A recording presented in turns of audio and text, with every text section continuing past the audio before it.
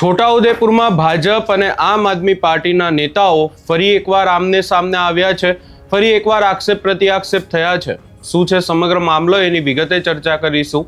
નમસ્કાર, હું છું ઉજ્જવલ અને આપ જોઈ રહ્યા છો નિર્ભય ન્યૂઝ. માત્ર 50,000 ભરી અને ડ્રોન વસાવો. ડ્રોન વ્યવસાયની અંદર કમાવો 7 થી 8 લાખ રૂપિયા પ્રતિ વર્ષ. ગુજરાતના ખેડૂતોની પહેલી પસંદ. તો આજે જ સંપર્ક કરો. છોટાઉદેપુરમાં એક વાત બહુ સારી થઈ રહી છે. છોટાઉદેપુરના લોકોએ આમ આદમી પાર્ટીને પણ આ વખતે જે સ્થાનિક સ્વરાજ્યની ચૂંટણી હતી એમાં સારા મતો આપ્યા અને આમ આદમી પાર્ટી મુખ્ય વિપક્ષ તરીકે છોટાઉદેપુરમાં બેસી ગઈ છે અને તમામ બાબતોને લઈને હવે સવાલો ઊભા કરવામાં આવી રહ્યા છે. ફરી એકવાર છોટાઉદેપુરમાંથી એક સવાલ ઊભો કરવામાં આવ્યો છે. છોટાઉદેપુર જિલ્લા પંચાયતમાં 16મા નાણાં પંચના જિલ્લા પંચાયતના 10%નું આયોજન જિલ્લા પંચાયત પ્રમુખ દ્વારા પોતાની મનમાનીથી જ આયોજન કરી દેવામાં આવ્યું અને આખી બાબતને લઈને આમ આદમી પાર્ટીના નેતાઓએ હોબાળો મચાવ્યો, અનેક સવાલો ઊભા કર્યા. સૌથી પહેલા સમગ્ર બાબતને લઈને આમ આદમી પાર્ટીના નેતાઓ શું કહી રહ્યા છે અને સામે ભાજપના પ્રમુખ દ્વારા શું કહેવામાં આવ્યું એ પણ સાંભળી લઈએ. જિલ્લા પંચાયતમાં એક સામાન્ય સભા મળી હતી. એમાં એજન્ડા અમને આપવામાં આવ્યો હતો. એમાં કહ્યું હતું કે 16મા નાણાં પંચના 10%નું આયોજન કરવા બાબત એવું લખેલું હતું. એમાં થઈ ગયેલ આ શબ્દની મારામારી છે. આયોજન કરવા બાબત લખેલું હતું, આયોજન થઈ ગયેલ છે એવું કહ્યું નહોતું. અને આ લોકોએ 30 તારીખે સામાન્ય સભામાં અમારે એ લોકોના સૂચવેલા કામો આ લોકોએ મૂકી દીધા, જેમાં અમારા 13 આમ આદમી પાર્ટીના જિલ્લા સદસ્યોનો એક પણ કામ એમાં સૂચવેલામાં લેવામાં નથી આવ્યું તેવું આજે અમને ખબર પડી. તેથી આજે જિલ્લા વિકાસ અધિકારી અને પ્રમુખશ્રી સાથે ચર્ચા કરવામાં આવી, પણ પરંતુ પ્રમુખે ચોખ્ખા શબ્દોમાં કહી દીધું કે આ આયોજન જે થયું છે એ નહીં બદલાય. જ્યારે મારે એવું કહેવું છે કે આ 10%નું આયોજન પાછલી જિલ્લા પંચાયતના જે પ્રમુખ હતું મલકાબેન, તે વખતે થઈ ગયેલું તે રદ કર્યું અને ત્યાર પછી આ આયોજન આવ્યું છે. તો આ આયોજન હમણાં જ થયેલું છે તો કેમ રદ ના થાય ને જિલ્લા પંચાયતના સદસ્યોને સૂચવેલા કામો કેમ ના લેવાય? આવું જો નહીં થાય તો આગામી દિવસોમાં અમે જિલ્લા પંચાયતને ઘેરીશું. અમારા મતદારો સાથે અમે જઈને આ ચર્ચાઓ પણ કરીશું કે ભારતીય જનતા પાર્ટીનું શાસન જિલ્લા પંચાયતમાં છે, તેથી આ લોકો અમારા એક પણ કામ લેવા માટે તૈયાર નથી. અમે સરપંચોને પણ આ સૂચવીશું અને અમને જે લોકોએ મત આપ્યા છે એ બધાને જ અમે આ મેસેજ પહોંચાડીશું અને આગામી દિવસોમાં આ જિલ્લા પંચાયતમાં અમે 13 સદસ્યો પોતપોતાના મત વિસ્તારના લોકોને લઈને આવીને અહીંયા ધરણા પ્રદર્શન કરીશું.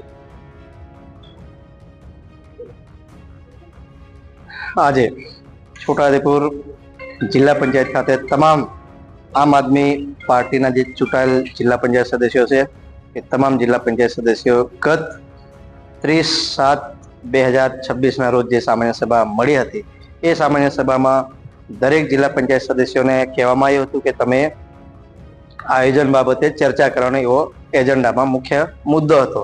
પરંતુ આ લોકો જે આમ આદમી પાર્ટીનું જે છોટાઉદેપુર જિલ્લામાં જે પ્રભુત્વ વધી રહ્યું છે એ પ્રભુત્વના કારણે 13 જિલ્લા પંચાયત સદસ્યોમાંથી જે સૂચવેલ કામો હતો એમાંથી એક પણ કામ દરેક જિલ્લા પંચાયતોના સદસ્યોશ્રીના કામ લેવામાં આવેલ નથી.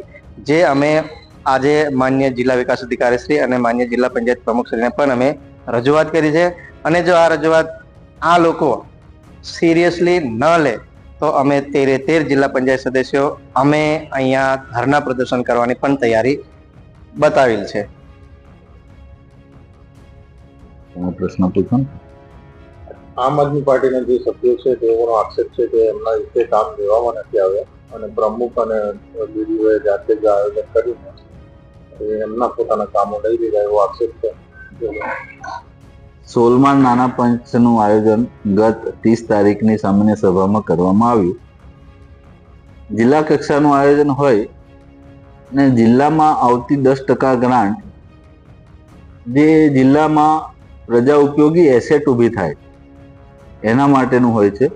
તો જિલ્લામાં વધુમાં વધુ એસેટ ઊભી થાય, એ કોઈ ગામમાં આંગણવાડી બાકી હોય તો આંગણવાડી બને, કોમ્યુનિટી હોલ ની જ્યાં જરૂર હોય ત્યાં કમ્યુનિટી હોલ બને, કોઈક પ્રાથમિક આરોગ્ય કેન્દ્રમાં સોલાર રૂફટોપ લગાવવાની જરૂર હોય તો એ બને, કેટલીક જગ્યાએ વીજળીકરણના કામ હોય તો એ વીજળીકરણના કામો થાય, ક્યાંક ચેકડેમની જરૂર હોય તો એ બને.